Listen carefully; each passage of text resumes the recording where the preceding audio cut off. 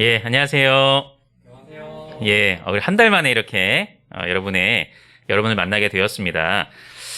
여러분 잘 지내고 계시죠? 예, 코로나로 인해서 또 이렇게 수업을 아마 어떤 친구들은 학교에 가는 친구들도 있지만 대부분 온라인 수업을 하고 있는 그런 상황으로 알고 있습니다. 우리 운동원들. 그럼에도 불구하고 우리가 SFC임을 기억하면서 SFC로서의 삶을 힘있게 살아가는 여러분들이 됐으면 좋겠습니다. 예, 우리 공부를 진행을 하도록 할게요. 우리 공부하고 있는 성경이 어떤 성경인가요? 그죠. 뭐 레위기요 이러면 안 됩니다. 우리 구약을 잠시 했었고요. 우리 신약으로 이렇게 번갈아 가면서 할 계획인데 어쨌든 우리 마태복음을 공부하고 있습니다. 여러분 저자가 누굴까요? 마태복음의 저자가 누구라고 그랬죠?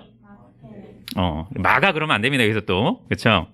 근데 마태라고 아주 확정적으로 얘기할 수는 없습니다. 물론 성경에서 내적 증언을 하고 있고 또 여러 고대 문서나 이런 것들도 마태라고 이야기하고 있지만 어떤 의미에서 보면 좀 이렇게 우리가 아주 확정적으로 얘기할 수는 없지만 그럼에도 불구하고 마태일 확률이 가장 높다고 우리는 이렇게 생각을 해볼 수가 있겠고요.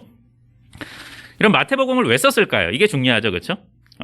왜 썼는지도 모르고 이거를 공부하면 여러분 중심 주제를 놓칠 수밖에 없고 그 맥락을 벗어날 수밖에 없습니다. 그냥 사건만 관심을 가질 수밖에 없고 그럴 수밖에 없지 않겠어요? 그렇죠? 나무는 보는데 결국 숲은 못 보는 이런 상황이 펼쳐질 수 있는데 마태복음 왜 썼을까요?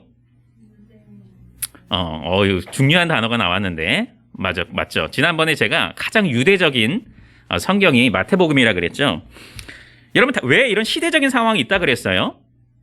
왜 유대적인 이런 글을 쓰게 되었을까요? 물론 성령께서 감화감동하셔서 그렇게 하신 거지만 여러분 당시에는 유대교에서 기독교로 개종한 사람들이 많이 있었습니다. 그렇죠? 여러분 그러다 보니까 그들에게 기독교가 뭔지를 좀 설명을 할 필요가 있었어요. 그렇죠? 그들은 유대적인 사고로 가득 찼던 사람, 그 가르침으로 가득 찼던 사람이잖아요. 그러다 보니까 여러분 기독교가 무엇인지를 좀 설명할 필요가 있었습니다. 그리고 복음이 무엇인지, 그렇죠? 다름이 있잖아요. 기독교랑 여러분 그들은 안식일 토요일 날 지켰다면 이제 기독교는 주일 날 지키고 왜 그러는지 여러분 설명을 해야 될 거 아니에요, 그렇죠? 그런 의미로서 여러분 유대적인 어떤 그런 내용들이 반드시 필요했다는 것이죠. 특별히 여러분 구약에 예언된 메시아 그분이 바로 예수님이다. 이거를 증명하려고 하다 보니까 또 구약을 많이 인용하게 되는 거죠. 그렇죠? 거봐. 구약에 이렇게 얘기가 나오잖아. 이거 바로 예수님을 가리키는 거야. 이런 여러분 계속해서 맥락 속에서 내용이 이어지고 있고 그래서 계보를 소개할 때도 아브라함을 소개했고 다윗을 소개했잖아요. 그렇죠? 물론 아브라함 언약과 그들은 유대인들은 이 아브라함 언약, 다윗 언약에 아주 여러분 생각을 많이 가지고 있었고 지식을 많이 가지고 있었고 또한 메시아를 기다리는 그런 사상들이 있었잖아요. 그렇죠? 여러분 그러니까 이 구약의 내용들이 이러하다. 그런데 구약이 바로 가리키고 있던 그 화살을 여러분 손으로 가리키고 있는 분이 누구냐? 바로 예수님이다. 이거를 강조하는 게 마태복음이에요. 그렇죠? 그래서 이런 맥락 속에서 마태복음이 전개되고 있다는 사실, 예수님께서 구약의 성취자다. 그리고 그 창조, 그렇죠? 타락으로 인해서 훼손되었던 그 창조의 세계가 예수님의 오심으로 말미암아 다시 회복되는 게 바로 그분이 바로 예수님이다. 우리로 따지냐면 여러분 죄인 전적 부패와 전적 무능력 상황에 있던 사람들이 이제 새 사람이 되었다. 그렇죠? 그렇다면 새 사람으로서 어떻게 살아가야 되는지 이것까지 얘기하고 그리스도의 제자냐? 그러면 그리스도의 제자는 어떤 삶을 살아가야 되느냐? 제자도까지 설명하고 있는 게 마태복음입니다. 그래서 이런 맥락 속에서 진행되고 있다는 것 여러분 기억하시고 지난주에 한 가지만 더 얘기하자면 여러분 아담의 실패 그렇죠? 여러분 계속 실패한 이야기잖아요. 구약에 보면 그렇지 않아요? 성공한 이야기는 별로 없어요 사실. 그런데 예수님께서 그들의 대표가 되셔서 그들이 실패한 자리 그 곳곳으로 가셔서 다시 회복시키시는 그런 장면들이 등장하잖아요. 그렇죠? 예수님께서 행위 언약을 이루신 거죠.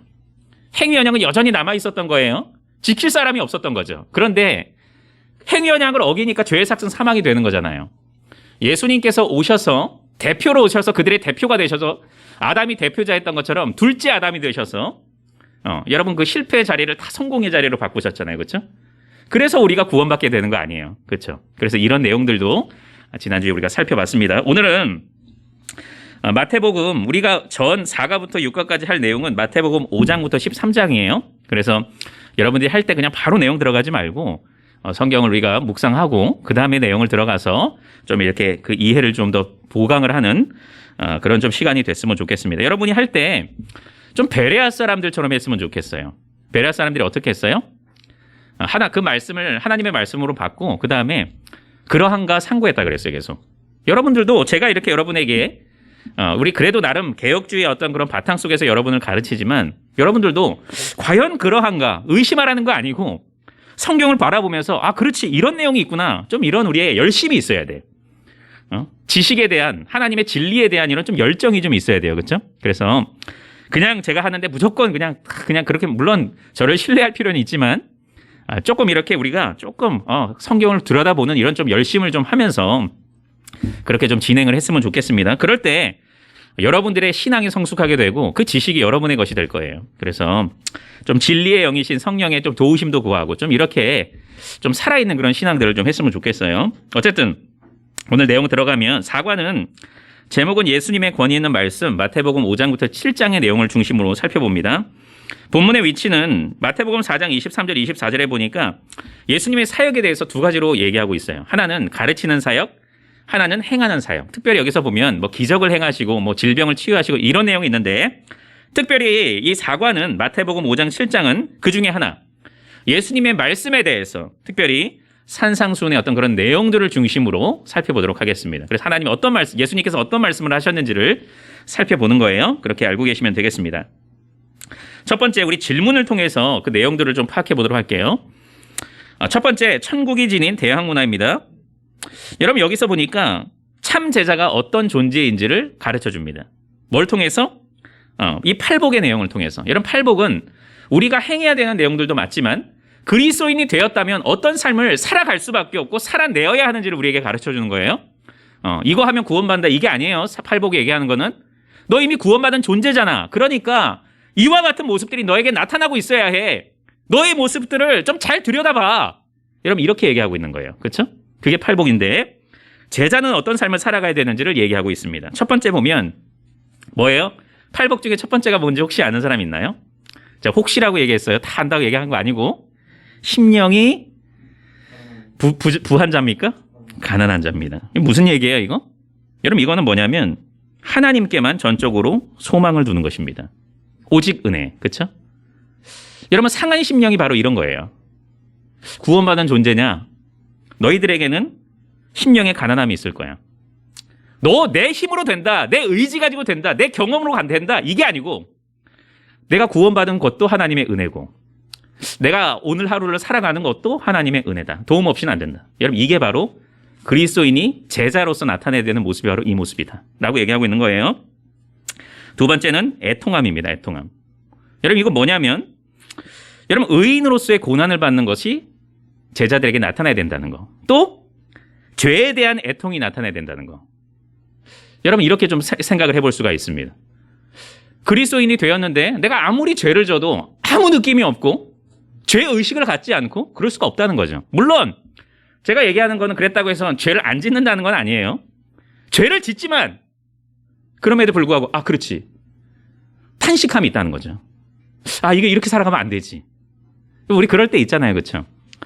내가 막 잘못될 때도 있잖아요. 그렇죠? 예수님 없는 것처럼 살아갈 때도 있지만 내가 이렇게 살아가면 안 되지. 죄에 대한 탄식. 이거 하나님 싫어하시는 건데 이런 탄식이 있다는 거죠. 여러분 우리 스스로 좀 돌아보는 시간이 됐으면 좋겠어요. 이런 말씀을 하고 있는 거고. 다음에 온유함입니다. 온유함. 여러분 이거는 그냥 인격적인 온유함을 얘기하는 게 아니에요. 그냥 모든 사람들이 다 살아낼 수 있는 온유함을 얘기하는 게 아니고 하나님에 대한 신뢰 속에서 나온 온유함입니다. 하나님을 신뢰하다 보면 온유하게 됩니다. 여러분. 겸손하게 돼요. 왜? 내가 얼마나 죄인인지를 깨닫게 되잖아요. 그렇죠? 내가 하나님 앞에 얼마나 보잘것없는 존재인지를 깨달으니까 당연히 우리의 심령이 겸손한 모습으로 나올 수밖에 없는 거예요. 교만한 다른 사람을 정죄하고 교만히 행하고 왜 너는 이거밖에 못해 이런 심령이 아니라는 거죠. 하나님 앞에 자신을 진짜 보게 되면 그런 온유함입니다. 여러분, 의에 줄이고 목마름이라 그랬는데 이것은 하나님의 뜻에 순종하고자 하는 그런 마음입니다. 의로운 삶을 계속해서 살아가고자 하는 그런 열망, 갈망입니다. 우리에게 그런 모습이 있냐 이거죠. 그런데 하나님으로부터 은혜를 받은 사람들은, 구원받은 하나님의 그리스도의 제자들은 이런 모습이 그래도 나타나야 된다. 아니면 최소한 그걸 추구하면서 나아가야 된다는 것을 우리에게 가르쳐주고 있습니다. 긍휼히 여긴다 그랬는데 이것은 타인에게 베푸는 자비와 용서입니다. 이것도 물론 복음에 기초한 거겠죠. 그렇죠? 왜 불쌍히 여겨요? 우리의 인간이 누군 줄 알면 불쌍히 여길 수밖에 없어요. 그렇죠? 너무 여러분 자만하고 다른 사람들을 쉽게 판단하고 그럴 수가 없습니다. 우리는 실제로. 우리의 연약함을 하나님 앞에 얼마나 우리가 그 거룩한 분 앞에 우리가 어떤 존재인지를 알기 때문에 그렇습니다. 그래서 우리에게는 다른 사람을 향한 자비하는 마음, 용서하는 마음, 이런 마음들이 나타난다 이거죠. 마음의 청결함, 이건 뭐냐면 하나님의 뜻에 초점을 맞추고 하나님의 말씀에 순종하는 것. 마음이 청결하여서 내 부귀영화와 이런 것만 관심을 갖는 게 아니고 하나님의 뜻, 이런 거에 관심을 둔다는 거죠.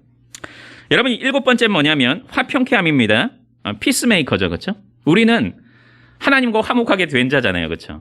이런 화목을 경험한 사람들이기 때문에 자연스럽게 우리는 피스메이커로 살아갑니다. 그 안에서 분란을 일으키고 이런 사람이 아니고 최종적으로는 하나님과 화목하게 만드는 사람이죠. 그렇죠? 불신자들로 하여금 하나님이랑 화목하게 만드는 그 피스메이커의 삶을 우리는 살아가게 된다는 것이죠. 마지막 8번째, 의를 위하여 박해를 받는다 그랬는데 하나님의 자녀로서, 제자로서의 삶을 살아가면서 핍박을 받게 된다는 거죠. 여러분, 교회가 핍박을 받습니다. 그렇죠? 여러분, 예수님께서 핍박을 받으셨기 때문에, 고난을 당하셨기 때문에 여러분, 그분과 연합된 우리는, 그분의 제자인 우리는 반드시 고난을 겪게 됩니다. 왜? 여러분, 우리 종말의 시대를 살아가고 있잖아요. 종말은 어떤 특별한 시기가 아니잖아요. 그렇죠? 종말이 언제부터 언제예요? 예수님의 초림 때부터 재림 때까지가 다 종말의 기간이잖아요. 그렇죠? 이때 동안은 전투하는 지상 교회예요. 여러분, 우리는. 나중에 승리하는 교회로 승화되지만 우리는 고난을 겪습니다. 여러분, 고난을 받으면 영광으로 생각하십시오.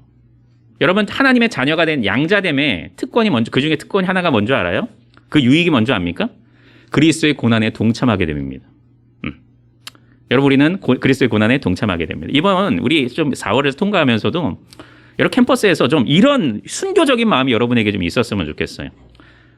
내가 그리스도의 제자로 살아간, 내가 고난을 받는 게 영광스럽게 여길 줄 아는 좀 이런 좀 신앙인의 좀 면모가 우리에게 좀 있었으면 좋겠어요. 그래서 어쨌든 팔복을 통해서 밑에는 여러분이 한번 생각을 해보십시오. 그렇다면 이 믿음을 갖고 우리가 어떻게 구체적으로 실천할 수 있는지를 한번 여러분들이 생각을 해보시길 바랍니다. 밑에 보면 빛과 소금을 얘기합니다. 우리는 소금이 되어야 하는 존재인가요? 아니면 소금인가요, 이미? 우리는 빛인가요? 아니면 빛이 되어야 하는 사람인가요? 빛입니다. 그렇죠? 너희는 세상의 빛과 소금이다 그랬습니다. 여러분은 이미 그런 존재가 되었어요. 그럼 무슨 얘기예요? 그런 존재로서의 삶을 살아가야 한다는 거죠. 그렇죠? 살아내어야 한다는 거. 그런 면모가 드러나야 된다는 거죠. 여러분, 이게 어떤 것을 우리에게 가르쳐 주나요? 이거는 세상과 구별됨입니다. 복음으로 인해서 우리는 새 사람이 되었기 때문에 세상과 구별된 삶을 살아갈 수밖에 없습니다. 그게 드러나는 거예요, 사람들한테. 여러분, 소금은 맛이 나잖아요, 딱. 그렇죠? 소금이 들어갔다 안 들어갔다 차이가 있잖아요. 안 들어가면 싱겁고. 근데 소금이 딱 들어간 순간 어떻게 돼요? 간도 맞고 짜게 되잖아요. 그렇죠? 여러분이 세상 속에서 그와 같이 구별됨이 있어야 된다는 거예요. 여러분, 이것도 얘기하는 게 뭐예요? 영향력을 행사해야 된다는 거예요. 영향력. 여러분이 그냥 무미건조하고 아무 영향력이 없는 존재가 아니고 빛이니까 여러분 영향력을 줘요. 빛이 어떤 영향을 줘요? 어둠을 밝히잖아요, 여러분. 그렇죠? 소금은 냉랭한 거를 여러분 싱거운 걸 어떻게 하게 만들어요? 짜게 만들잖아요. 영향력을 줘야 됩니다. 여러분, 영향력 있는 좀 삶을 살아가시기를 바랍니다. 그리스도인이면 여러분 영향력이 좀 있어야 될 거 아니에요. 그렇죠? 한 학기를 살아감에 있어서 좀 영향력, 세상 사람들이 하나님에 대해서 조금이라도 알아갈 수 있는 이런 좀 영향력이 있어야 되는 거 아니에요? 하나님 나라가 이런 곳이구나. 하나님의 통치가 임하면 이렇게 되는 거구나. 하나님의 자녀가 이렇게 복된 것이구나. 여러분, 이런 것들이 여러분을 통해서 좀 나타나야 된다는 거예요. 빛과 소금입니다. 그런데 이거는 복음 안에서 기초된 변화예요. 그냥 이렇게 살아가 이게 아니에요. 너희들은 이미 그리스도인으로서 새 사람이 되었으니까 이와 같은 삶을 성령의 도우심 속에서 구원의 은혜 속에서 살아가라. 이런 내용을 지금 담고 있는 겁니다. 그래서 밑에는 뭐 구체적인 이런 것들을 한번 여러분이 생각해 보세요. 뭐 여러 거 제가 생각했던 거는 뭐 섬김의 삶, 고난 속에서 감사하고 이게 바로 세상의 빛과 소금이 아닌가. 또 목적으로서의 예수, 수단으로서의 나의 삶, 뭐 이런 것들이 좀 구체적인 예가 될 수 있겠죠, 그렇죠? 좀 다르잖아요, 이게 영향을 행사할 수 있는 거. 그래서 유혹이라고 했네요. 왜 그렇다면 우리는 왜 유혹에 빠지는가? 왜 이런 걸 우리는 우리의 빛됨을 숨기려고 하고 왜 그렇게 되나요? 죄 때문에 그렇겠죠, 그렇죠? 그리고 자기 사랑의 어떤 죄 때문에 그럴 것이에요. 그리스도보다 내가 더 나를 더 사랑하는 거죠. 그러니까 내 유익에 반하게 되면 안 하게 되고 숨기려고 하고 이런 것들이 있겠죠, 그렇죠? 그래서 어쨌든 이런 것들 한번 여러분들이 실천적인 내용들은 한번 우리 캠퍼스 모임을 할 때도 여러분들이 함께 서로 좀 나눠보고 좀 그런 적용점을 한번 찾아보면 좋을 것 같아요. 자, 두 번째, 하나님 나라 안에서의 순종과 구약인데. 여러분 그 하나님 나라의 새로운 시대가 구약과의 연속성, 불연속성을 가지고 있는데 예수님은 어떤 측면에서 구약이 여전히 소중하다고 가르쳐주고 있습니까? 여러분 율법 폐기인가요? 폐기 이제? 폐기 처분해야 되나요? 율법을? 어떻게 생각합니까? 구약의 율법 어떻게 될까요? 우리 물론 제가 우리 이제 경향교회 뭐 그건데 어쨌든 이제 성경 공부를 10계명을 할 계획인데 그 내용이 다 나옵니다. 근데 어쨌든 여러분 구약이 왜 여전히 중요한가요? 예수님께서도 율법이나 선지자를 폐하려 온 줄 생각하지 말라. 폐하란 것이 아니고 완전하게 하려 함이라 그랬습니다. 그분께서 이루시고 오히려 그분은 그것을 행하셨습니다. 여러분 율법은 물론 뭐 율법에 대해서 얘기하면 우리가 의식법과 시민법은 물론 우리가 더 이상 지키지 않죠, 그렇죠? 왜? 이거는 다 그리스도를 예표하고 있는 것이기 때문에 그리고 당시의 시대적인 상황에 얘기하는 거기 때문에 그 신앙 공동체를 지키기 위함이기 때문에 폐하여졌지만 도덕법은 영원합니다. 여러분 율법, 도덕법 우리는 이제 어떤 마음으로 지키는 거예요? 내가 구원받았으니까 이제 기쁨으로 의무감이 아니고 내가 그냥 어쩔 수 없이가 아니고 이제 기쁨으로 우리는 하나님의 율법, 그 뜻 하나님의 뜻을 알아서 행하는 것이죠, 그렇죠? 여러분 구약은 중요합니다. 구약이 예수님을 예표하고 있고 그렇잖아요. 예수님께서 그랬잖아요. 구약은 나에 대해서 얘기하는 거라 그랬잖아요. 그렇죠? 구약이 어떻게 안 중요할 수 있어요? 그럼 구약 없으면 예수님을 물론 둘 다 율법도 구약도 복음을 얘기하고 신약도 복음 얘기하지만 계속 얘기하고 있잖아요. 그렇죠? 우리를 준비시키고 점진적으로 그 구원에 대해서 이야기하고 하는 거잖아요. 그렇죠? 구약은 중요합니다. 율법도 중요합니다. 대신 의무감이 아니고 이제 우리는 내 의지를 가지고 하는 거 아니고 물론 우리의 의지를 동원하지만 우리 안에 계시는 성령께서 우리를 강권적으로 주장해 주시고 우리의 마음의 경향성이 달라졌습니다. 이제 우리는. 그렇죠? 이제 죄를 향해서 옛날엔 쫓아갔는데 이제는 그리스도의 법을 즐거워하고 우리의 경향성이 달라졌잖아요. 그렇죠? 또 우리 안에 이제 율법으로 구약에서는 10계명을 주셨지만 돌에 새겨 주셨지만 이제는 우리의 율법이 새겨졌어요? 마음에 새겨졌습니다. 이제 그 율법을 조차 행하는 거예요. 우리가 마음이 그냥 살아가는 거 경향성이 있는 거예요. 넘어질 때도 있지만 구약은 중요하다는 걸 얘기하는 거예요. 그렇죠? 여전히 유효함을 얘기하고 있습니다. 마태복음 5장 21절, 48절 예수님은 제자들이 구약 율법의 완전함을 따르는 삶과 당대의 종교 지도자들보다 더 헌신된 순종의 삶이 의미하는 바를 쫙 얘기하고 있습니다. 여러분 뭐가 차이가 있을까요? 예수님께서 그 율법을 축소 적용했을까요? 확장해서 적용시켰을까요? 어떻게 그걸 알 수 있죠? 여기서 밑에 보면 그 예화가 바로 그 얘기예요. 여러분 분노를 품으면 그 뭐라 그랬어요? 예수님께서 그 자체가 살인이라 그랬습니다. 살인을 해서가 살인이 아니고 너 마음에 그를 미워하는 마음이 있냐? 그럼 너 살인하는 거다. 이게 바로 10계명에서 얘기하는 거예요. 그렇죠? 마음을 다루고 있습니다. 예수님은. 또 여러분 간음을 해서 간음이 아니고 어떻게 하면 간음이라 그랬어요? 음욕을 품고 바라보면 그게 간음이라 그랬습니다. 마음의 영역까지도 예수님은 살피고 있는 거예요. 더 확장시켜서 적용하고 있습니다. 그래서 절대로 율법을 폐하러 오신 거 아니고 오히려 여러분 율법을 더 엄격하게 진정한 의미의 율법을 지키도록 예수님께서 하고 계십니다. 마태복음 6장 1절 18절에 따르면 자신들의 믿음을 위선적인 방법으로 드러내기 위해 사람들이 취할 수 있는 수단에 어떤 것들이 있을까요? 오늘날 종교적 위선을 어디서 볼 수 있을까요?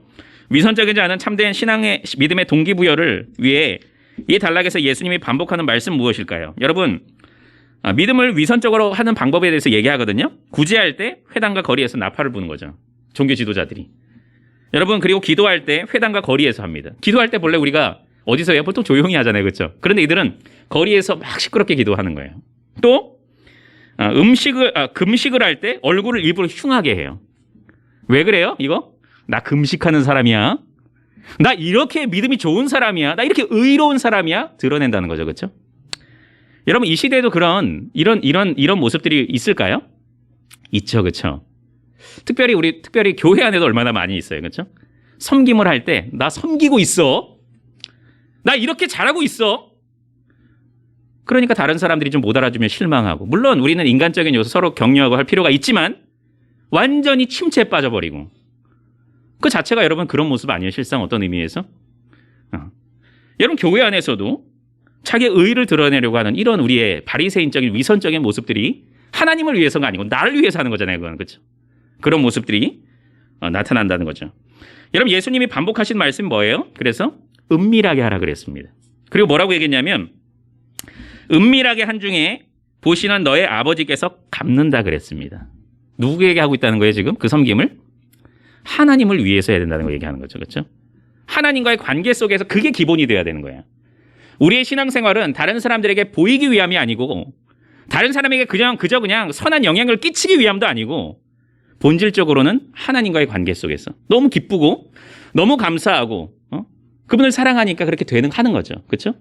이 관계가 중요하다는 것을 또한 얘기하는 것입니다. 그래서 하나님께서 갚으신다 하면서 그렇게 위선적으로 신앙생활하면 안 된다는 것을 우리에게 가르쳐주고 있습니다. 여러분, 여기 있는 사람들 다 위원이고 오늘 모인 사람들 다 위원들이 어떤 의미에서 리더잖아요. 그렇죠?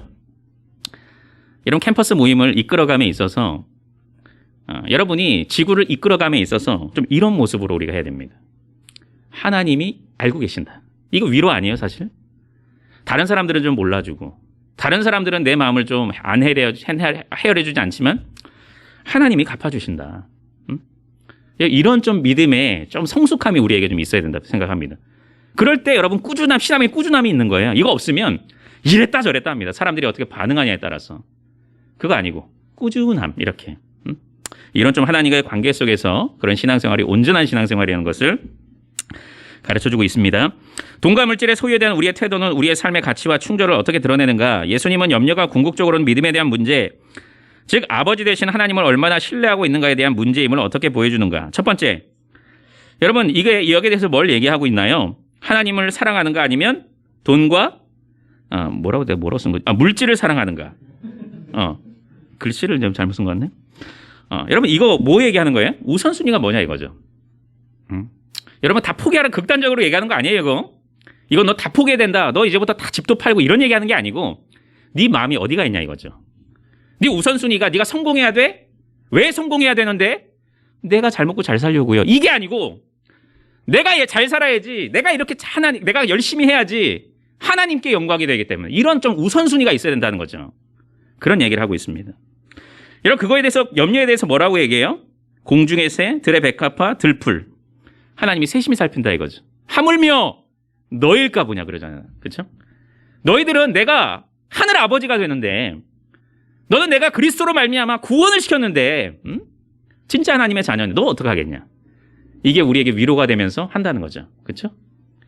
마태복음 7장 1절부터 5절에 따르면 우리는 어떤 의미에서 남을 비판하지 말아야 하는가? 다른 사람에 대한 평가나 의견 자체를 모두 금해야 되는가? 어떤 상황엔 우리가 반드시 남을 판단해야 하는 사실이 6절에서 어떻게 함이 되고 있는가? 그렇다면 여기서 예수님이 정지하고 계시는 마음의 태도는 무엇인가? 질문이 4개나 돼. 그치? 여러분 알아서 요약을 하세요. 여러분 우리 역시도 왜 남을 판단하지 말아야 되는가? 왜 우리는 판단하지 말아야 되나요? 우리 역시도 허물이 많은 죄인이기 때문에. 그렇죠? 이런 좀 의식이 있어야 돼. 그래야 겸손이 되는 거예요, 여러분. 이거 아니면 겸손 안 됩니다. 하나님 앞에서 자신을 못 본 사람이 다른 사람 앞에서 다른 사람을 볼 때 겸손이 안 되죠. 여러분 그래서 하나님과의 만남이 제일 중요해요.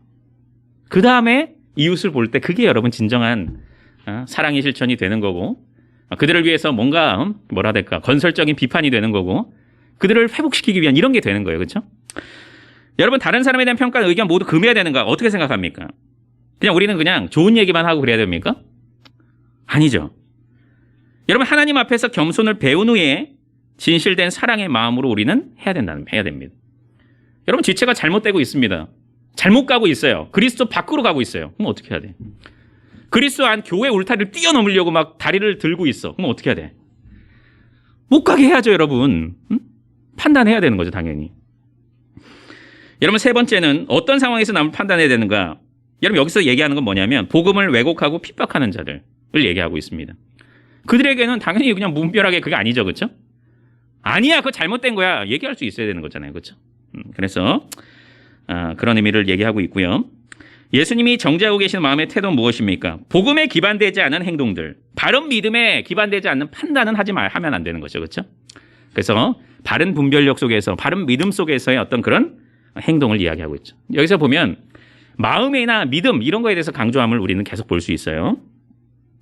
마태복음 7장 7절부터 11절이 우리에게 가르치는 하나님의 성품은 뭡니까? 이러한 사실 우리의 기도 생활에 어떤 격려가 되는가? 여러분 여기 살펴보면 어떤 게 있냐면 당신의 자녀에게 가장 좋은 것을 한없이 주시는 사랑의 성품이 등장하고 있습니다. 본문을 보면 여러분 우리 이게 기도 생활에 어떻게 유익할까요? 하나님이 그런 분이다. 여러분에게 기도 생활에 어떻게 유익이 될까요? 그게 그렇죠. 여러분 담대히 아뢰 수 있지 않겠어요?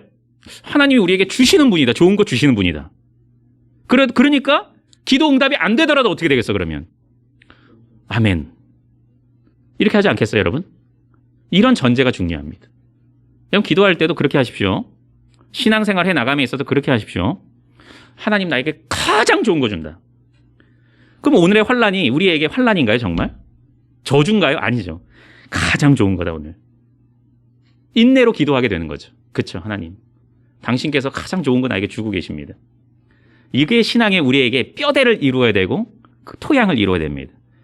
여러분 그런 얘기를 하고 있는 거예요. 두 가지 방식의 삶. 예수님은 서로 다른 두 길을 대조하고 있어요.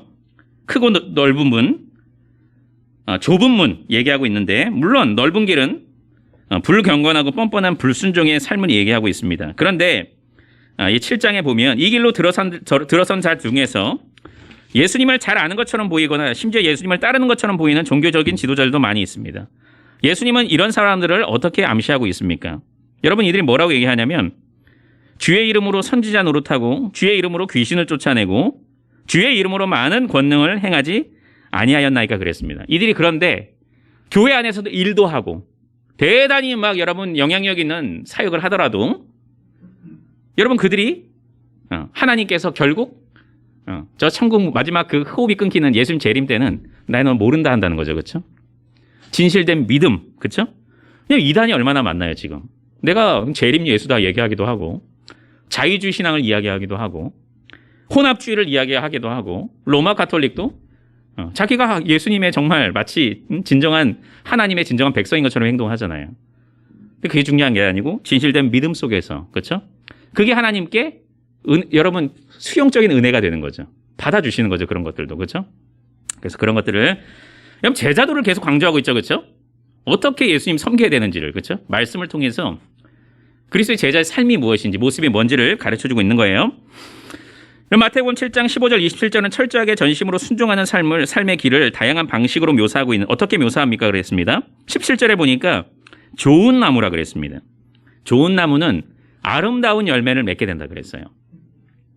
24절에 보니까 나의 이 말씀을 듣고 행하는 자는 그 집을 반석 위에 지은 지혜로운 사람 같다 그랬습니다.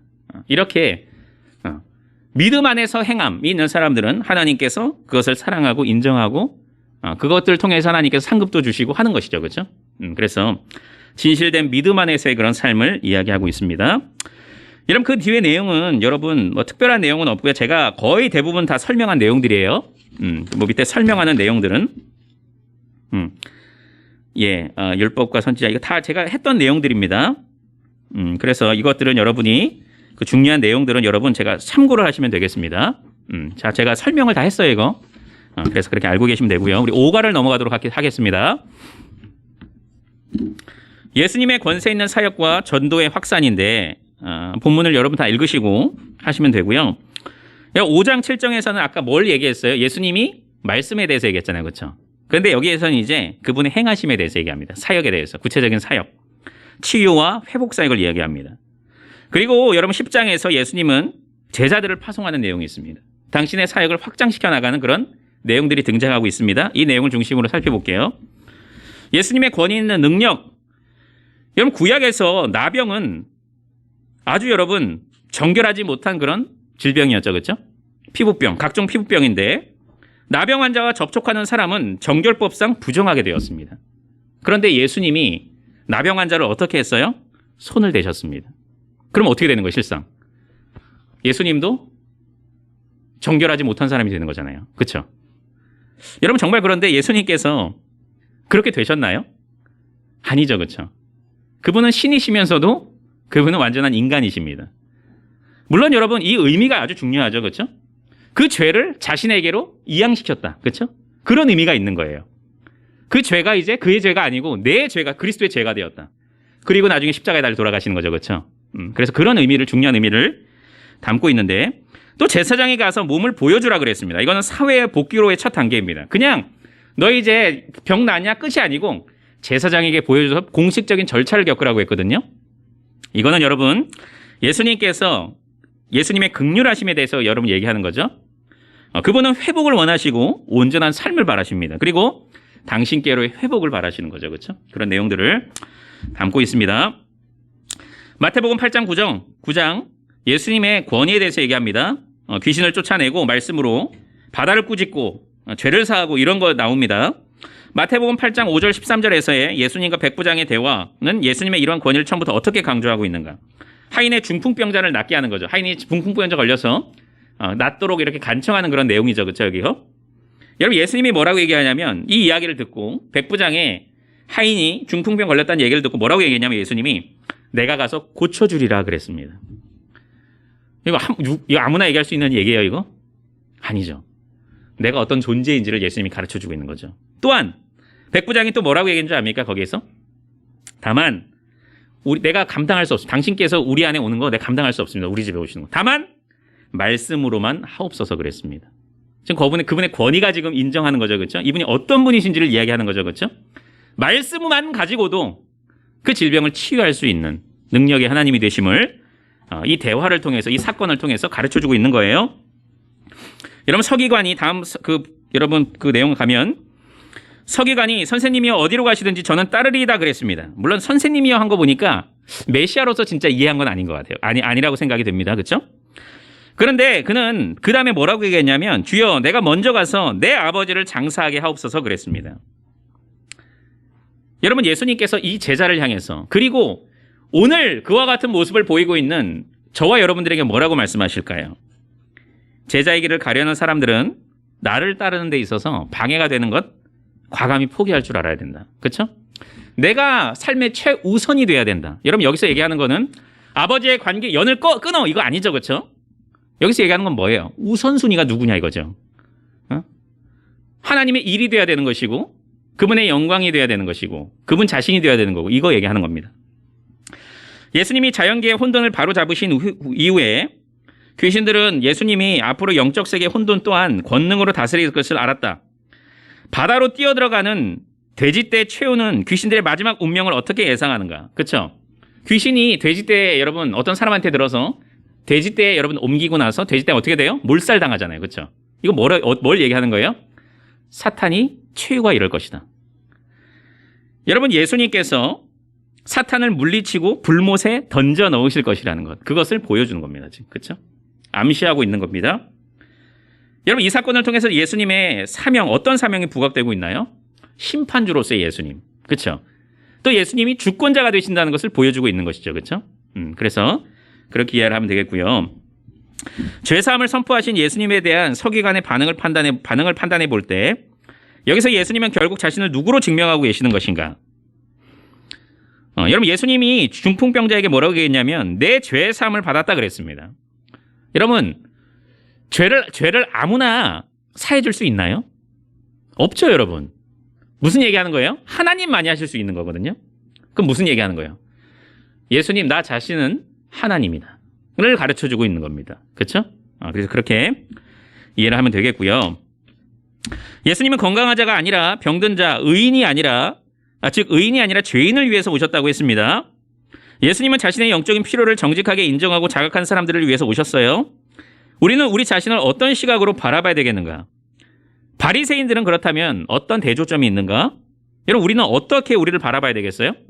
의인을 위해서 온 거 아니고 죄인을 위해서 왔다 하니까. 여러분, 우리는 우리 스스로를 소망 없는 죄인으로 봐야 됩니다. 아까 애통함 그런 게 있어야 되는 거예요, 우리에게. 우리에게 갈급함, 우리의 어떤 그런 연약한 모습, 이런 것들을 볼 줄 알아야 되는 거예요. 전적 부패하고 전적 무능력한 존재임을 알아야 되는 거죠. 구원받은 이후에도 여전히 우리는 하나님의 은혜 없이는 살 수 없다는 것을 자각하는 사람이 되어야 되는 거죠. 바리새인들은 어땠죠? 자기를 의인으로 생각하고 나 꽤 괜찮은 신앙인인데 이렇게 생각했잖아요. 그렇죠? 이게 아니라는 거죠. 완전 반대되는 거죠. 꽤 괜찮다고 생각하면 안 돼요. 자기 자신을 너무. 여전히 하나님의 은혜 없이는 하루를 살 수 없는 그런 존재임을 자각해야 됩니다. 방금 죽은 딸로 인해 고통받고 있던 관리, 혈루증으로 인해 12해 동안 소외된 자, 앞을 보지 못한 고통당한 두 맹인, 마태는 이들 각 사람의 믿음을 구체적으로 어떻게 보여주는가? 예수님은 그들에게 어떻게 반응했는가? 여러분, 죽은 딸이 뭐라고 얘기했냐면, 죽은 딸을 가지고 있는 그 관리에게 뭐라고 얘기했냐면, 그 관리가 뭐라 그랬냐면, 오셔서 그 몸에 손을 얹어주소서. 그러면 살겠나이다 그랬습니다. 여러분, 12년 동안 혈루증을 앓던 여인은 어떻게 했어요? 그 뒤로 가서 어떻게 했어요? 그 소매를 그냥 만졌잖아요. 그렇죠? 여러분, 두 맹인은 뭐라고 했냐면, 다윗의 자손이여 우리를 불쌍히 여기소서 그랬습니다. 여러분, 예수님께서 치료해 주셨죠, 그들의 믿음을 보시고 치료하셨습니다. 여러분, 그들은 참 하나님이 되시고 예수님께서 구원주가 되심을 바라봤다는 거. 다윗의 자손, 그렇죠? 바라봤다는 거죠, 그렇죠? 하나님께서는 이렇게 믿음을 바라보시고 역사하십니다. 여러분, 예수님의 사역의 확장. 여러분, 예수님 12제자에게 귀신을 쫓아내고 병과 모든 약한 것을 고치는 권능을 주셨죠, 그렇죠? 사탄의 권세를 물리치는 권세를 준 거죠, 그렇죠? 여러분, 이걸 봤을 때 당연히 하나님 나라의 확장에 있어서 제자들을 사용했음을 알 수 있죠, 그렇죠? 여러분, 저와 여러분도 지금도 마찬가지입니다. 하나님 나라가 확장되는 데 있어서 저와 여러분들을 사용하십니다. 여러분, 하나님께서 그냥 주도적으로 그냥 혼자 다 이루시는 거 아니고 할 수 있지만, 그럼에도 불구하고 저와 여러분이 그 도구로 사용받을 수 있는 영예를 우리에게 허락하고 계십니다. 가만히 있을 수 없는 거죠, 그렇죠? 우리는 아까 기도 중에 우리 찬빈이가 아까 기도회 중에 인도할 때도 우리가 선교사라고 했는데 정말 그렇죠. 우리가 하나님 앞에 내가 도구다. 이번에 우리가 하나님 앞에 사용받는 이번 학기에도 마찬가지다. 이런 의식들이 있어야 하는 것입니다. 다음 넘어가면 많습니다. 내용이. 그렇죠? 이거하고 잠깐 쉴게요. 제자들에게 위임된 예수님 이스라엘 내의 전도 사역은 장차 예수님이 가시고 나면 제자들이 더 넓은 세상에 행해야 할 선교 사역에 대한 장을 마련해 줍니다. 교회 선교 사명은 어떤 핍박을 받게 되나요? 본문을 통해서 보면. 그리고 오늘날 선교지와 사역 현장에서 일어나는 일은 어떠한가요? 본문에 보면 뭐라고 했냐면 공에 넘겨지고 채찍질을 맞고 가족이 대적을 하고 모든 사람의 미움의 대상이 되고 박해를 받게 된다 그랬습니다. 지금은 어떤가요? 현 시대 교회도 조금 그런 양상들이 많이 드러나고 있는데 여러분, 멀리 갈 것 없이 북한을 보고 핍박받고 있는 선교지를 보면 어떻습니까? 이와 같은 일들이 일어나고 있습니다. 그렇죠? 죽임을 당하고 추방을 당하고 감옥에 갇히고 멸시를 받고 숨어서 예배를 드리고 숨어서 전도를 하고 이런 일들이 벌어지고 있습니다. 전투하는 지상교회 모습이 드러나고 있다는 거죠. 핍박받는 교회의 모습이 드러나고 있다는 것이죠. 여러분, 이런 우리의 모습들이 좀 우리의 삶과 우리 좀 이렇게 거울 삼아서 볼 필요가 있습니다. 그런데 끝까지 견디는 자만 구원을 얻기 때문에 박해론이 예수님을 쉽게 저버리는 일은 결코 있을 수 없다. 예수님은 확고하고 담대하게 심지어는 기뻐하며 믿음을 지킬 수 있는 수많은 동기를 우리에게 보여주십니다. 여러분, 우리 이거를 좀 생각합시다. 여러분, 우리 학기를 좀 통과할 때 비록 힘들지만 이거를 좀 생각해 봅시다. 우리에게 동기가 충분하다는 거죠. 뭐 얘기하냐면 성령의 도우심을 이야기합니다. 여러분은 성령께서 내주하시는 성전입니다. 성령께서 여러분을 도우신다 이거죠. 가만히 계시는 분이 아니에요. 여러분의 그냥 구원받기만 하고 끝이 아닙니다. 여러분의 성화의 삶을 도우시고 여러분 그 핍박 안에서의 그 믿음의 선한 싸움에 대해서 도우시고 하는 분이십니다. 힘을 내십시오, 여러분. 성령께서 여러분을 도우십니다. 또 뭐라고 얘기하냐면 예수님의 제자이기 때문에 핍박을 받는 것이다. 핍박을 받습니까? 그 뭘 증명하는 거예요? 너는 진짜 제자야. 우리에게 위로가 되는 거죠. 그렇죠? 여러분 또한 하늘 아버지께서 귀히 여긴다 그랬습니다. 주권적인 통치를 이야기하는 거죠. 그렇죠? 우리는 하나님께 그런 존재이고 또한 결국 영생 복락을 누리게 됩니다. 여러분 영생 복락의 날이 우리에게 보장되어 있고 우리는 그 날을 누리게 될 것이에요. 그러니까 우리가 힘을 내서 오늘도 힘을 내서 사역을 감당하는 것입니다. 마태복음 예수님의 요즘 뭡니까? 진실로 이 말씀이 믿어진다면 환난과 핍박 중에서도 과연 굳건히 견딜 수 있겠는가? 왜 그런지 이러한 신앙의 자세가 빌립보서에는 어떻게 반영되고 있는지 보면 자기 목숨을 얻는 자는 잃을 것이고 나를 위하여 자기 목숨을 잃는 자는 얻는다 그랬습니다. 아까랑 비슷한 내용인데 뭔 얘기예요 이거? 내게 사는 것이 그리스도니 죽는 것도 유익하다. 다 뭐예요? 십자가의 삶에 대해서 얘기하는 거거든요. 그런데 이거는 최후 승리가 보장된 삶이다. 여러분 이렇게 우리는 싸우다가 결국 천국으로 가는 겁니다. 여러분. 여러분 이 날을 우리 소망하면서 담대하게 우리 싸웁시다. 담대하게 그리스도의 제자답게 삽시다.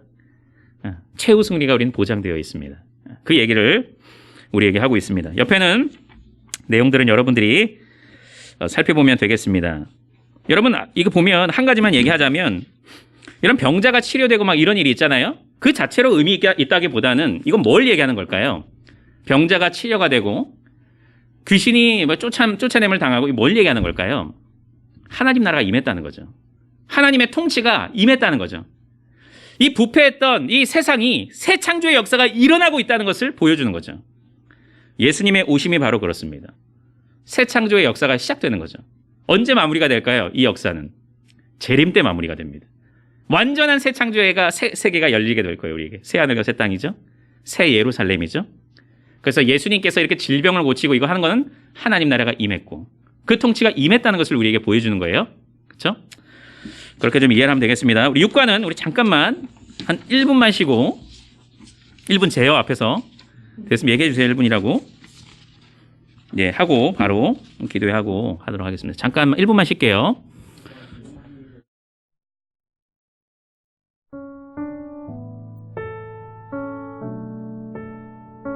것 같아요. 자, 우리 스트레칭 좀 합시다. 자, 자는 사람 일어나고 내가 몰라서 이거 자는 사람이 보여야 되는데 여기 그냥 스트레칭 좀 하고 저를 따라해 보세요. 제가 뭐 배우진 않았지만 자 위쪽으로 올리고 왼쪽으로 한번 가볼까요? 자 왼쪽으로 가고 그만. 자 오른쪽으로 한번 가볼까요? 자 저를 따라해 보세요. 제가 가끔 하는 거예요 이거. 자 목을 이렇게 좀 하고 자 또 밑으로 내리고 깍지를 껴서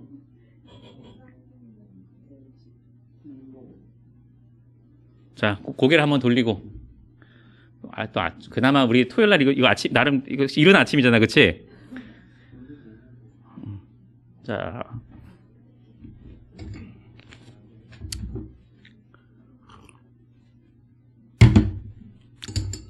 됐죠? 1분 된 것 같아. 자 6과 예수님에 대한 반대 급부상과 천국 비유입니다. 마태복음 11장 13장이에요. 제가 여러분에게 좀 자세하게 하는 거는 여러분이 좀 잘 좀 이해하고 여러분도 이해했으면 좋겠고 여러분이 가르칠 때도 뭐가 알고 있어야지 가르치잖아요. 그렇죠? 그러니까 제가 조금 더 그래도 조금 더 자세하고 이 질문 하나에 제가 여러분에게 답을 하는 이유가 있어요. 여러분 찾으면 막연할 수도 있잖아요. 그렇죠? 그러니까 좀 집중해서 여러분이 좀 그렇게 할 때 풍성해질 거예요. 아마 여러분 내용들도. 마태복음 11장 13장 뭐가 나오냐면 예수님이 이렇게 막 위대한 사역을 했는데 아무 일도 일어난 거 아닌 거 아니고 반대 세력이 막 일어납니다. 이제 핍박이 시작되는 거예요. 그리고 예수님께서는 이제 천국 비밀에 대해서 비유로 말씀하십니다. 이 내용이 전개된다고 여러분 전제하면서 이어가면 되겠습니다. 자 질문으로 바로 가면 메시아 예수님에 대한 다양한 반응이에요. 세례 요한은 메시아가 축복과 심판을 즉시 가져다 줄 것으로 기대했고 다소 심란한 심정으로 감옥에 갇혀있던 요한은 예수님이 과연 오실 그이가 맞는지 궁금해했습니다. 여러분 그런데 이사야 앞에 구약의 내용을 보니까 그날에 대한 약속이 구원의 날에 대한 약속이 막 이어지고 그걸 예언하는 말씀이 있거든요. 뭘 얘기하냐면 여러분 이사야 보면 29장 보면 귀머거리가 듣게 되고 맹인이 보게 되고 겸손한 자와 가난한 자가 여호와로 말미암아 기뻐하게 된다 그랬습니다. 밑에 이사야 35장 보면 저는 자가 뛰게 되고 말 못하는 자가 말을 하게 된다 그랬습니다. 이사야 61장 1절에 보니까 마음이 상한 자가 고쳐짐을 당하고 포로가 된 자가 치유함을 받게 되고 갇힌 자가 노임을 받게 된다 그랬습니다. 여러분 어떻게 생각하십니까? 이 구약의 예언이 누구를 통해서 성취됐다고 생각합니까? 예수님, 그렇죠? 예수님께서 지금 우리가 했던 내용 그 전에 뭐 했어요? 계속 이런 일도 했잖아요. 하나님 나라 임했고, 그렇죠? 갇힌 자를 노임이 당하게 됐고, 이거 얘기하잖아요. 그렇죠? 지금 요한에게 뭐 얘기하는 거예요? 당신이 그이 맞습니까? 우리가 기대하고 있는 그이가 맞습니까? 맞아! 그 얘기하는 거잖아요. 그렇죠? 다른 사람 안 기다려도 돼. 내가 바로 그게 새 창조가 임하게 한 존재가 바로 나야. 구약에 예언된 그 메시아가 나야. 그거 가르쳐주고 있는 거죠. 그렇죠? 지금 유대인들에게 이걸 설명하는 거예요. 계속. 이런 멍에는 짐을 끌기 위해 두 짐승을 서로 엮어주는 나무로 만든 틀입니다. 예수님은 당시의 종교적 율법주의를 사람들을 억누르는 무거운 짐으로 여겼습니다. 마태복음에 따르면 예수님은 예수님 자신의 성품과 멍에를 어떻게 묘사하고 있습니까? 그리고 예수님에게 나오는 자들에게 뭘 약속합니까? 온다는 말이 무슨 뜻입니까? 질문이 많아요, 지금. 이런 마음이 온유하고 당신께서 어떤 존재라 그랬어요? 겸손한 자라 그랬습니다. 이런 게 무슨 얘기예요? 우리를 체휼하시는 분이라는 거예요. 여러분 예수님께서 만약에 신성만 가지고 계셨다면 여러분 이렇게 우리의 연약을 아마 지식적으로만 알고 계셨을 거예요. 그런데 친히 어떻게 하셨어요? 예수님이 사람이 인간의 몸을 인성을 갖고 오셔서 그 우리가 겪고 있는 매일매일의 눈물을 겪으셨잖아요. 여러분 그러니까 그분께서는 이제 우리를 온유와 겸손의 마음을 갖고 우리를 바라보신다는 거예요. 여러분 이런 마음, 이런 분이 계신다는 게 우리에게 당연히 그분께 나아가고자 하는 그런 마음이 생기지 않겠어요? 그렇죠? 다른 사람 다 이해 못하는데 진짜 이해 못하는데 그분은 내 연약함을 위해서 이 땅에 오셨고 그렇죠? 그거 다 해결하려고 오신 거잖아요. 그분이 직접 하시니까 우리는 그분을 닮아가고 싶고 그분께 가까이 가고 싶고 그럴 수밖에 없는 거예요. 그런데 나의 멍에를 매라 그랬습니다. 내 멍에는 쉽고 내 짐은 가볍다 그랬습니다. 내 멍에를 지면 너는 오히려 힘을 얻는다 그랬어요. 왜 우리는 힘을 얻을까요? 왜 안식을 얻을 수 있을까요? 예수님께 가면. 여러분 이제는 우리는 죄와 율법의 저주에서 벗어나게 되잖아요. 안식을 누리게 되는 거잖아요. 그렇죠? 율법이 우리를 얽매이고 있던 율법이 나쁘다는 거 아니고 물론 여러분 바리새인들은 그 이렇게 계속 추가했죠. 그렇죠? 구전을 구전 율법으로 만들고 막 이랬는데 여러분 오히려 우린 예수님께 가면 힘을 얻어요. 왜요? 예수님이 그 율법을 다 이루셨기 때문에 여러분 우리는 힘을 얻죠, 여러분. 내가 다 지켜야 된다. 이렇게 아니에요, 여러분. 예수님이 다 지키셨지. 내가 구원 받았지. 아, 감사하다. 내 그 주님을 위해서 부족하지만 또 넘어지겠지만 살아가야겠다. 여러분, 당연히 안식 아니에요? 그들은 이거 안 지키면 나 구원 못 받는다는데 여러분은 주님이 다 이루셨어. 근데 그분 안에만 잘 거해 있으면 되겠다. 안식을 누리게 되는 거죠. 그분이 아무리 율법을 확장시켰어도 마음의 영역까지 확장시켰어도 우리의 마음은 어때요? 안식이에요. 왜?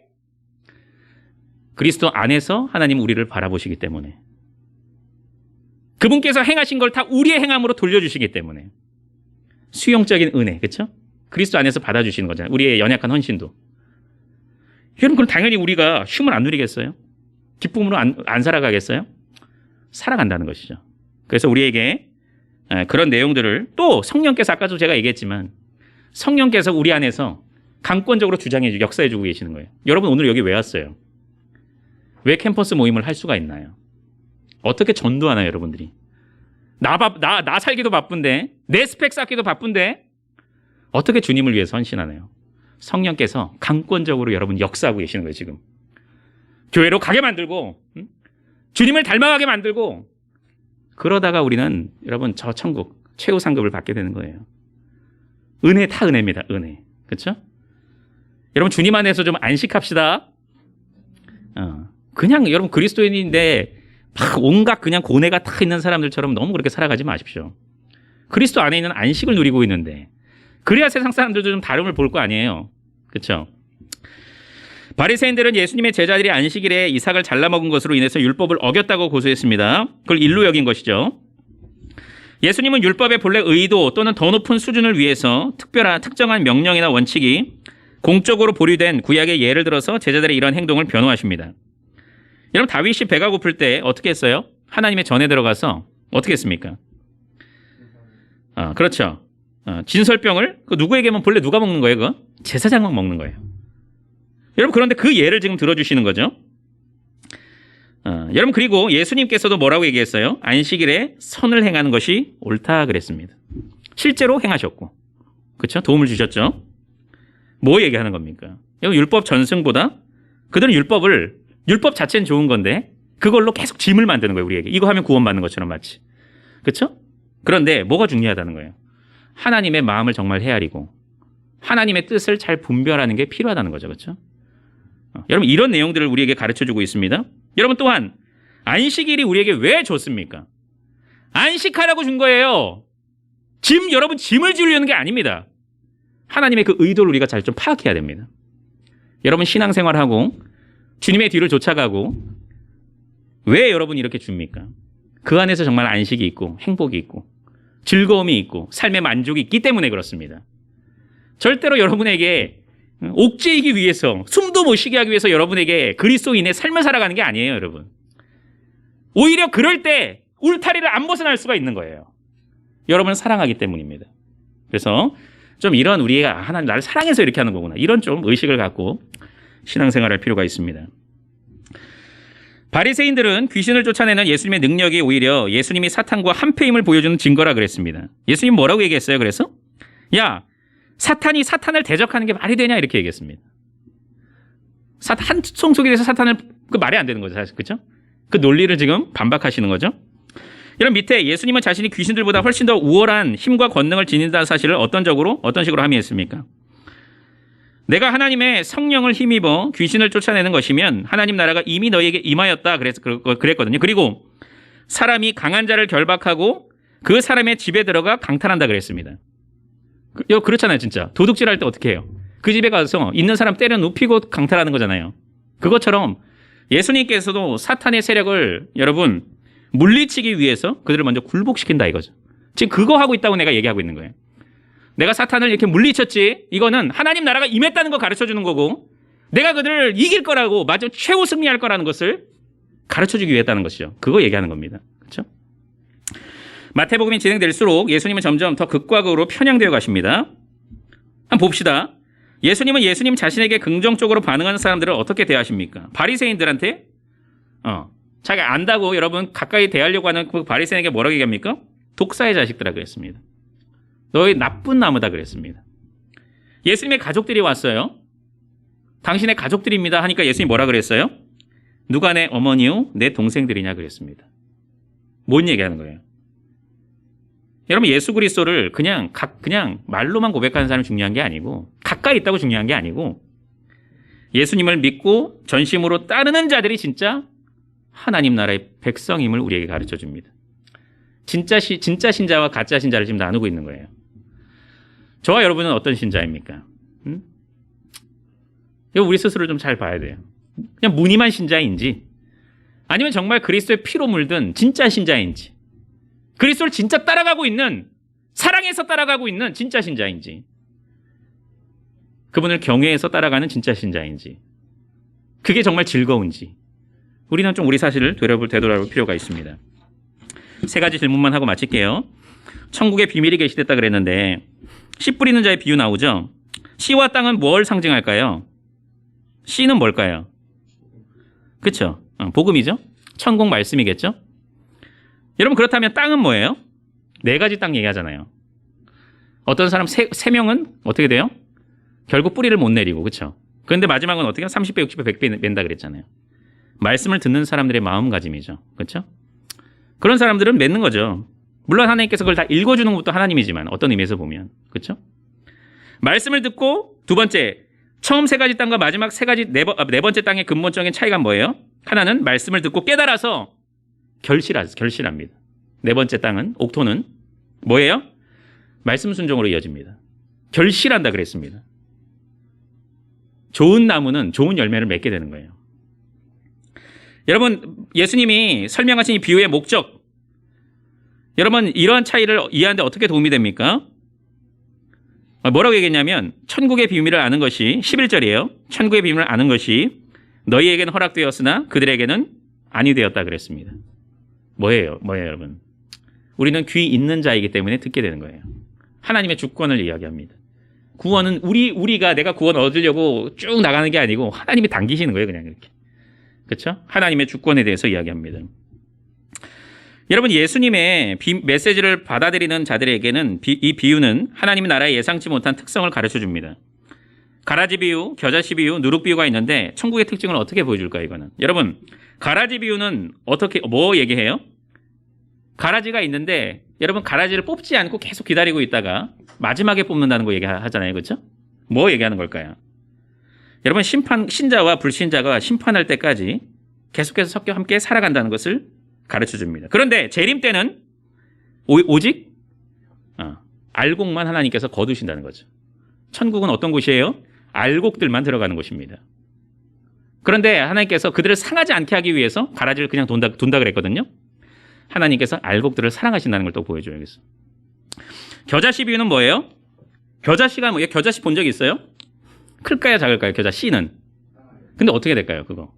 엄청 큽니다, 나중에 되면. 성경에 보니까 새가 깃든다 그랬어요. 크니까 막 큰 나무가 됩니다. 뭐 얘기하는 걸까요? 천국에 대해서. 확장성을 이야기합니다. 하나님 나라는 확장이 됩니다. 그렇죠?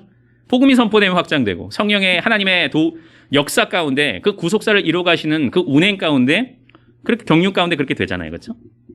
아무리 여러분 핍박이 있고 하더라도 교회는 확장되는 것이죠. 사도행전도 그렇잖아요. 그렇죠? 핍박이 임했는데 교회가 점점 왕성하게 되잖아요. 여러분, 누룩 비유를 이야기합니다. 여러분 누룩을 뭐 얘기해요? 부풀게 된다 그랬거든요. 뭐 얘기하는 거예요? 이것도 확장성을 이야기하고 또한 삶의 변화를 이야기합니다. 달라진다 이거죠. 달라진다. 천국은 정말 하나님의 자녀된 자가 가는 거다. 그렇죠? 이런 걸 얘기합니다. 그 안에서 그리고 천국은 완전히 이제 완전한 몸을 입게 되는 거죠. 그렇죠? 그런 것들을 이야기합니다. 감추인 부하와 값진 진주의 비유, 이거 우리 그건데 우리 순회하신 예배 때 지금 이 말씀을 나누고 있어요. 천국의 어떤 점을 가르쳐 주는가? 이러한 가르침들은 자기를 부인하라는 마태복음 10장 부르심을 어떻게 설명하는가? 천국의 가치성을 이야기하죠. 그렇죠? 발견한 후에 어떻게 해요? 다 팔아버립니다. 배설물처럼, 바울도 그랬죠? 자신의 걸 이제 배설물처럼 여기게 되는 거예요. 하나님 이 천국이 너무 귀하고 복음이 너무 귀하니까, 그리스도가 너무 귀하니까 그렇게 되는 겁니다. 여러분, 자기 목숨을 얻는 자는 잃을 거고 나를 위하여 자기 목숨을 잃는 자는 얻는다 그랬거든요. 여러분, 뭐 얘기하는 거예요? 천국은 그런 가치가 있다는 거죠. 하나님을 기쁘시게 하는 거고 영생 복락이 예비되어 있다는 거죠. 그렇죠? 천국의 가치성, 복음의 가치성을 우리에게 가르쳐주고 있습니다. 옆에 있는 내용들은 제가 다 설명한 내용들이니까 여러분 읽으시고 참고하셔서 여러분 가르치시면 되겠고요. 조금 착오가 있었던 것 같은데 여러분, 우리가 세 과를 가르치잖아요. 근데 보통 4주잖아요. 첫 번째 3주는 해당 내용들을 하면 됩니다. 한 과씩. 마지막 주에는 여러분 정리해서 최종 뭐죠? 복습이죠. 그렇죠? 그렇게 여러분 그런 개념으로 이해를 하시면 되겠습니다.